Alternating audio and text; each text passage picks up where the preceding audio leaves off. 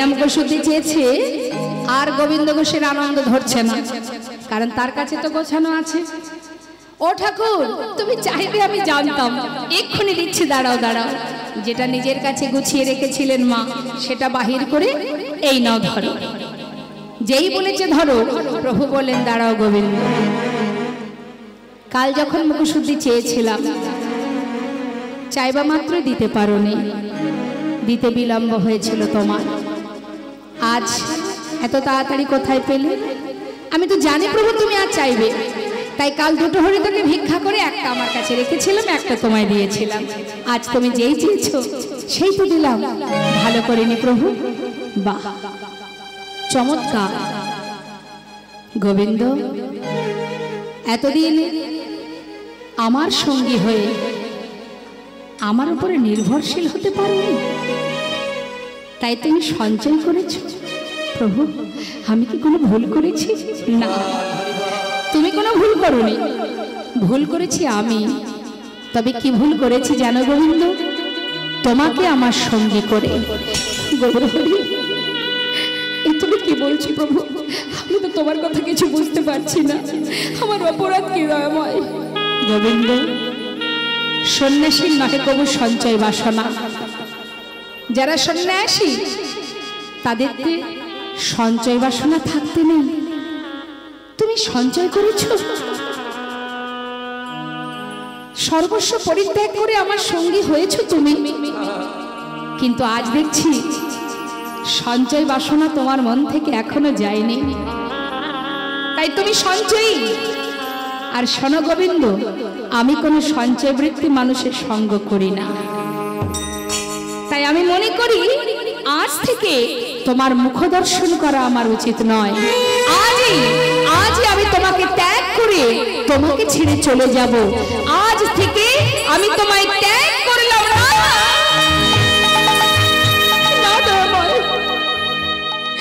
এ কথা তুমি বলতে পারো না প্রভু। আমি মানছি আমি অপরাধ করেছি, আমি সঞ্চয় করেছি, কিন্তু গৌরহরি, আমি তো আমার জন্য করিনি, আমি তো তোমার জন্য সঞ্চয় করেছিলাম। এতে যদি অপরাধ হয় তুমি আমাকে মারো, তোমার মনে যা চাই বলো, কিন্তু ফেলে চলে যেও না। আমি তোমায় ছেড়ে থাকতে পারবো না গৌরহরি। ছুটে গিয়ে চরণটা বুকের মধ্যে জড়িয়ে ধরেছি। আমি তোমায় ছাড়বো না প্রভু। কি নিয়ে বাঁচবো বলো? হে দয়াময়, জীবনে সর্বস্ব পরিত্যাগ করে তোমার সঙ্গী হয়েছি, আমাকে তোমার চরণ ছাড়া করো না প্রভু, আমাকে চরণ ছাড়া করো না। চরণটা জড়িয়ে ধরে কাঁদছি।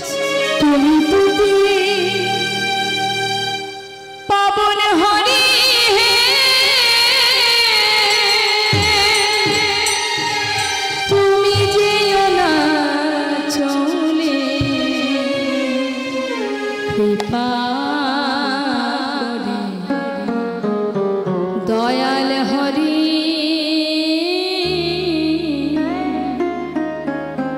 আমায় রাখো চরণে।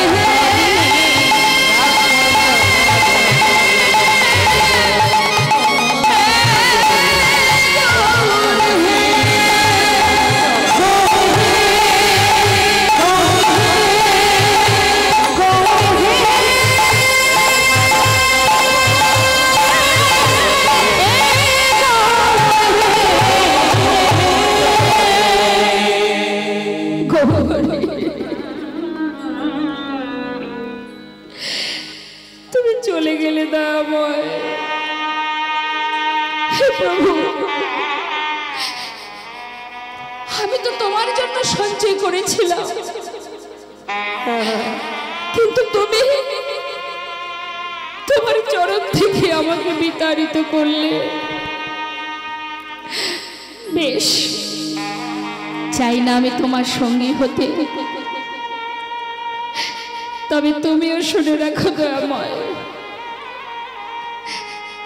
গৌরহরি আর রইলেন না মা, গোবিন্দ ঘোষকে ছেড়ে ভক্তগণকে নিয়ে চলে যাচ্ছে। গোবিন্দ ঘোষ ঝুলা থেকে উঠে চিৎকার করে বলে উঠলেন, গৌরহরি, একবার তুমি শুনে যাও, চলে যাচ্ছ চলে যাও, তবে যাওয়ার আগে একটা কথা শুনে যাও। আমি যদি মনে প্রাণে তোমায় ভালোবেসে থাকি, যদি দিবানিশি তোমাকে ডেকে থাকি, শয়নে স্বপনে যদি তোমাকে স্মরণ করে থাকি, আজ তুমি চলে যাচ্ছ চলে যাও, তবে তোমাকে আবার ফিরে আসতে হবে। আমার ডাক যদি সঠিক হয়, তুমি আমায় ছেড়ে থাকতে পারবে না দয়াময়, ফিরে তোমায় আসতেই হবে। চলে যাও, আমি তোমায় অগ্রদ্বীপের মাটিতে দাঁড়িয়ে প্রতিজ্ঞা করলাম, এক পক্ষ কালের মধ্যে তোমাকে আমার কাছে আবার ফিরে আসতে হবে। আমি চাই না তোমার সঙ্গী হতে। চলে যাও, তুমি চলে যাও। প্রভু চলে গেল।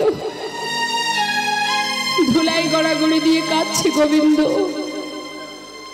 হঠাৎ পাড়াপড়শি দেখে চিনতে পারলেন, বলা বলি করছে, দেখ দেখ, এই ছেলেটা তো আমাদের পাড়ার ছেলে, পথের ধারে বসে কাঁদছে, চল ওকে ধরে ওর ঘরে পৌঁছে দিই।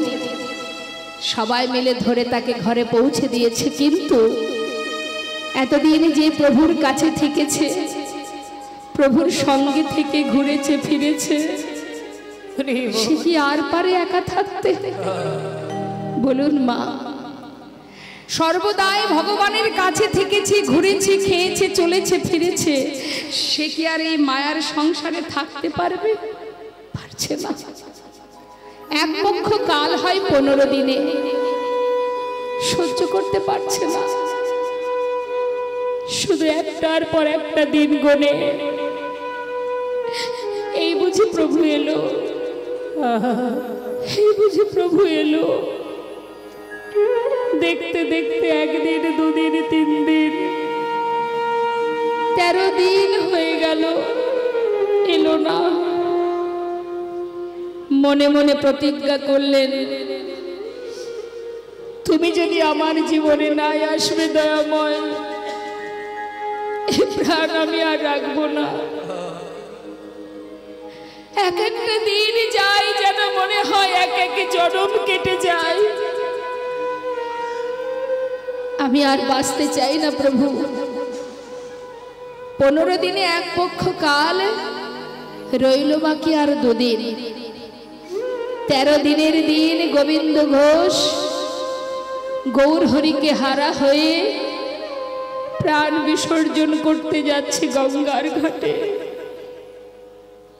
মুখে গৌর গুণগান, বললেন, হে দয়াময়, তুমি আমায় ভুলে গেছো, আমি তোমায় ভুলবো না।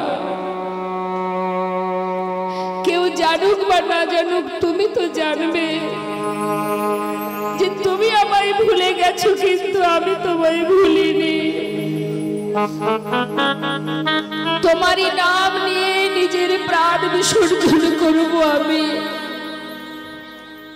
যাচ্ছি গঙ্গার ঘাটে, আর মনে মনে মনের কথা জানাচ্ছে প্রভুকে। হরি হে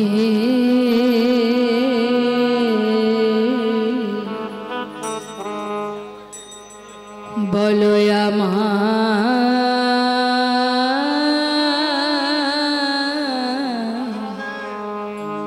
সেদিন কবে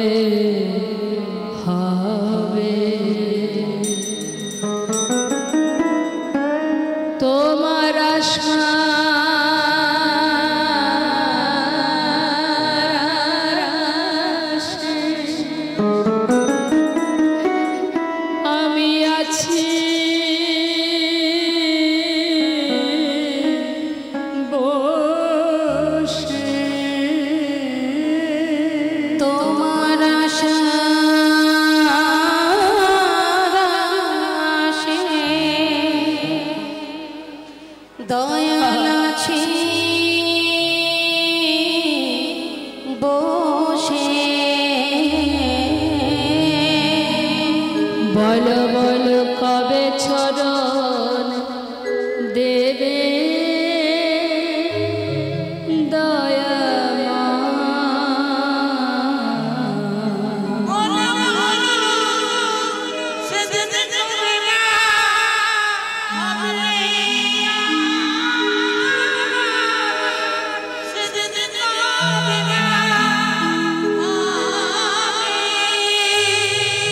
এই ভবের মাঝে আসা যাওয়া তোমায় ডাকা হলো না, যা বলবো বলে সবাই এসেছিলাম, আমাদের বলা হলো না।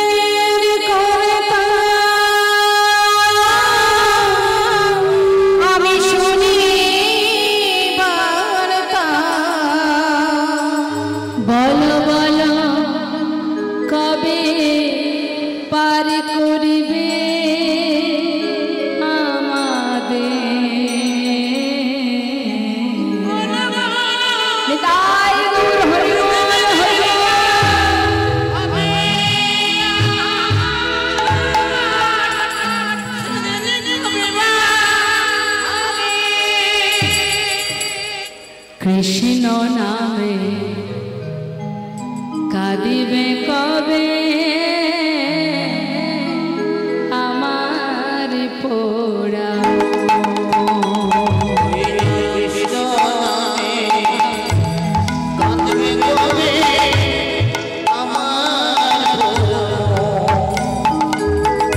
কৃষ্ণ নামে কাঁদিবে কবে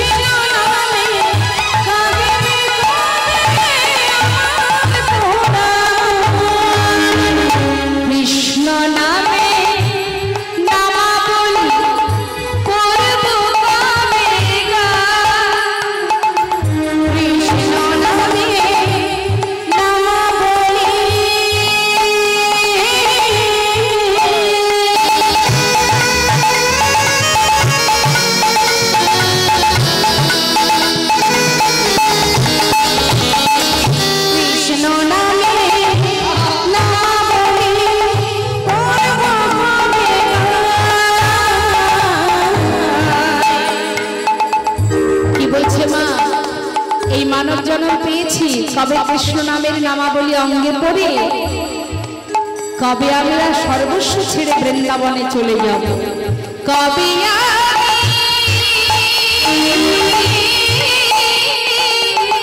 সকল ছেড়ে যাব মথুরা,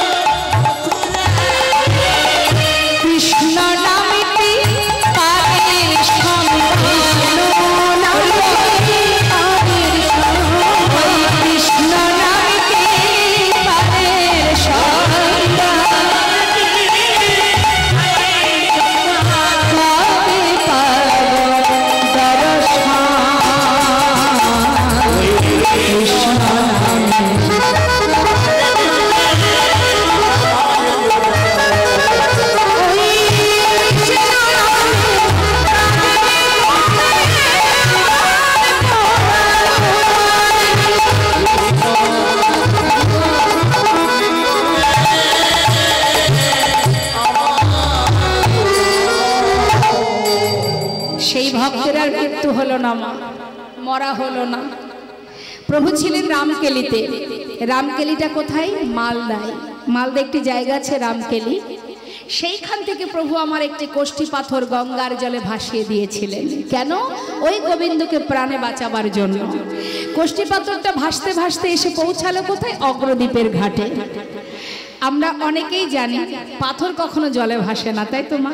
পাথর জলে ভাসে দেখেছেন না শুনেছেন? কিন্তু এটা তো জানেন, শাস্ত্রে আছে নামের গুণে শোলা ডোবে, পাথর ভাসে জলে। তার যদি নামের কৃপা হয়, যেমন রাম অবতারে প্রভু রামচন্দ্র মা সীতাকে উদ্ধার করবার জন্য সাগরের ওপরে সেতু করেছিল, তো সেতু বন্ধন করেছিল, ঠিক তদ্রূপ মা তার নামের যদি কৃপা হয়, পাথর জলে ভাসে। এখন সেই পাথরটা অগ্রদ্বীপের ঘাটে, আর গোবিন্দ ঘোষ যখন জলে নামছে, হঠাৎ পাথরটা এসে বারবার তার গায়ে এসে লাগছে।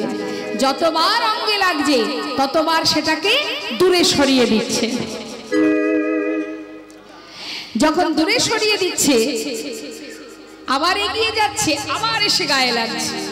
বারবার অঙ্গে এসে লাগছে বলে সেটাকে হাতে করে নিয়ে, তার কিন্তু লক্ষ্য নেই মা, তার লক্ষ্য নেই যে এটা পাথর নাকি, ভেবেছে কি কোনো মরা পোড়ানো কাঠ, কালো কোষ্ঠী পাথর তো ভেবেছে হয়তো কোনো মরা পোড়ানো কাঠ জলে ভেসে এসেছে।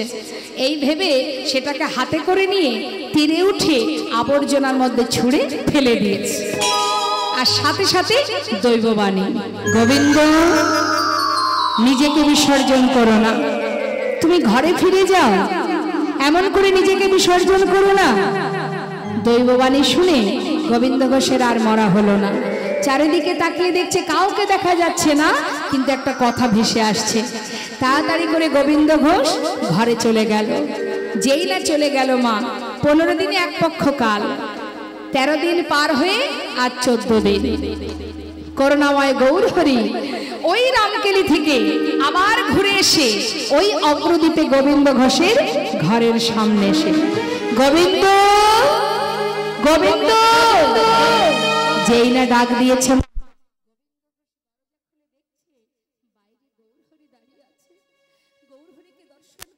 প্রভুকে দেখে ছুটে গিয়ে চরণটা জড়িয়ে ধরে কাঁদছে। প্রভু আমার, প্রভু তুমি এসেছো, বলো প্রভু, বলো দয়াময়, তুমি আর কখনো আমাদের ছেড়ে যাবে না। শান্ত হও। আচ্ছা গোবিন্দ, আমি আসবো তুমি জানতে? গোবিন্দ ঘোষ বলছে, কই প্রভু, আমি কি করে জানবো? আমাকে তো কেউ কিছু বলেনি। গোবিন্দ, গঙ্গার জলে ডুবে মরতে গিয়েছিলে? হ্যাঁ। সেখানে কিছু পেয়েছিলে? পেয়েছিলাম, একটা পোড়া কাষ্ঠ। পোড়া কাষ্ঠ? যাও যাও, শিগগিরই নিয়ে এসো। ছুটতে ছুটতে আবর্জনার মধ্যে গিয়ে খুঁজে খুঁজে সেটাকে হাতে তুলে দিচ্ছে, তো কোষ্ঠী পাথর, গায়ে লেখা আছে কৃষ্ণ নাম। প্রভুর কাছে এসে যেই না দাঁড়িয়েছে মা, গৌরহরি বললেন, শোনো গোবিন্দ, এই কোষ্ঠী পাথর দিয়ে একটা বিগ্রহ তৈরি হবে। এক ভাস্করে সে বিগ্রহ তৈরি করলেন মা। বিগ্রহ তৈরি করে সেই বিগ্রহ স্থাপন করলেন প্রভু, নাম দিলেন গোপীনাথ। গোবিন্দ শোনো, তোমার ঘরে যে বিগ্রহ স্থাপন হলো, যার নাম গোপীনাথ, প্রতিদিন ভিক্ষা করবে, যা পাবে একটু যেন সঞ্চয় করে রেখো না, পুরোটা সেবায় দিয়ে দেবে। আর তোমার তো একা ভালো লাগে,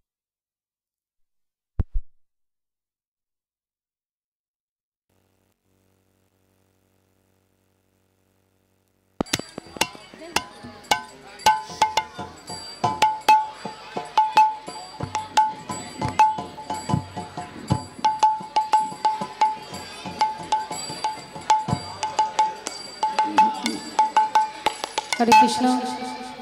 জনিত জয় জয় রাধেশ্যাম, জয় রাধে রাধে, নিতাই গৌর হরি বল, হরি বল। জানেন তো বাবা, ঝড় উঠলে কি হয়? এও একটা ঝড়, যেই না একটু লোডশেডিং হয়ে গেছে, এই সুযোগেই সবাই চলে গেছে। কিন্তু কারা যায় না বলুন তো? জানেন তো, ওই মাঠ থেকে যখন ধান তুলে আনা হয়, ধানটাকে যখন ঝাড়া হয়, মানে বাতাসে যেটাকে কি বলে জানি না, চিটাটা সরে যায়, ধানটা কিন্তু সেই গোড়াতেই থেকে যায়। তখন চিন্তা করছে যে এবার ঘরে চলে যায়, আর শুনে লাভ নেই। হ্যাঁ, বৃষ্টি আসছে, ঘরে যেতে হবে। প্রকৃতি আমাদেরকে পালাবার পথ নেই, প্রকৃতি আমাদের সঙ্গে করে নিয়ে চলতে হবে, কি তাই তো? এ তো প্রকৃতি আসবে, এদেরকে সাথে করে নিয়ে চলাই হলো আমাদের কাজ। তার জন্য ভয় পাওয়ার কিছু নেই। সবাই বসুন, সময় চলে যাবে। শাস্ত্রে বললেন, মেঘাচ্ছন্ন দিন কভু নহে তো দুর্দিন, হরি কথা কৃষ্ণ কথা বিহীন যেদিন, সেই দিনই আমাদের জীবনের দুর্দিন। তাই ভরসা করার মালিক একজনই আছে, তাকে ভরসা করা যায়। তোমাকে পার করে সেই নিয়ে যাবে, এত চিন্তার কিছু নেই। সবাই মিলে একবার হাত তুলুন তো দেখি মা, তুলুন হাত। তুলেছেন? কই দেখি। যারা চেয়ারে বসে আছেন একবার হাত তুলুন। সবাই মিলে একসঙ্গে গাইব। ছলো ছলো নয়নে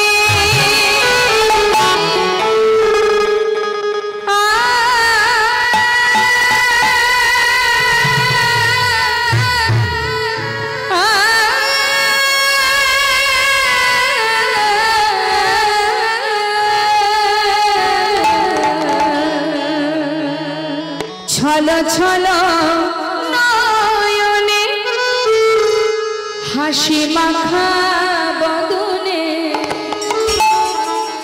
আনন্দ কাননে। ভগবানের নাম করতে গেলে ছলো ছলো নয়ন, সংসারের জন্য নয়, ভগবানের চরণে দুফোঁটা বাড়ি, আর হাসি মাখা বদন, বিরহ যন্ত্রণা নিয়ে নয়, মনে আনন্দ নিয়ে হরিনাম করো। আর কি আনন্দ কানন, আনন্দ কানন মানে কি মা? এই যে সাধুর বাজার, আনন্দ কাননে একবার ভ্রময়নী বা। সবাই মিলে প্রাণ ভরে হরি বল হরি বল, মনে রে আমার, হরি বল হরি বল, মনে রে আমার, হরি বল হরি বল, মনে রে আমার। ছলো ছলো নয়নে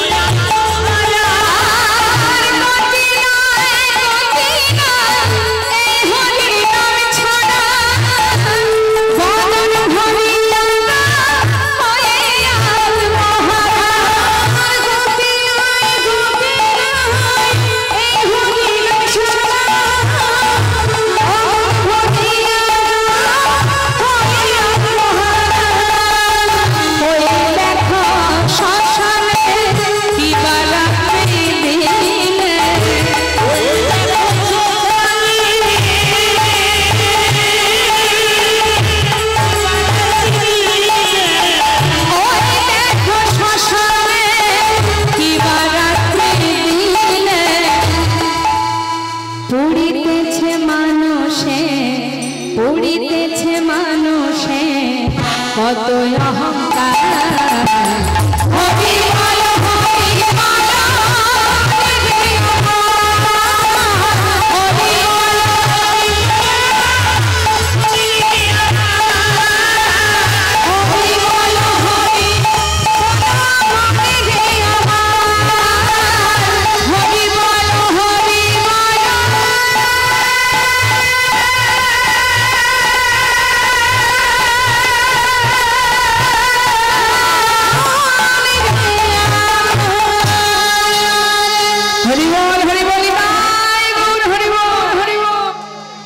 হরিনাম ছাড়া গতি নাই, গতি নাই, গতি নাই। তুলবি যদি ছানা মাখন সকাল সকাল তোল, শিশুকালে কৃষ্ণ ভজন, বৃদ্ধতে ভজনেতে বাধায় গণ্ডগোল। সময় করিয়া পথটি ধরিয়া যেবা চলে দ্রুত গতি, সময়ের শেষে অনাশেষে জন চলে যায় আপন বাসতে। আজ আমার গোবিন্দ ঘোষ প্রভু বললেন, শোনো,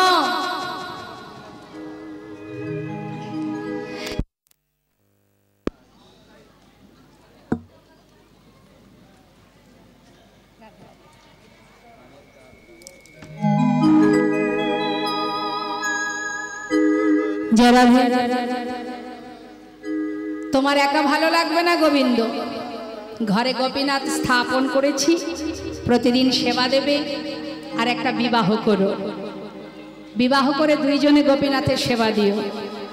কেন বললেন এই কথাটা? সংসার, সংসার দিচ্ছেন প্রভু, ভাবছেন তিনি সংসার দিয়ে দেখি ভক্ত সংসারে আবদ্ধ হয়ে আমাকে ভুলে যায় কিনা।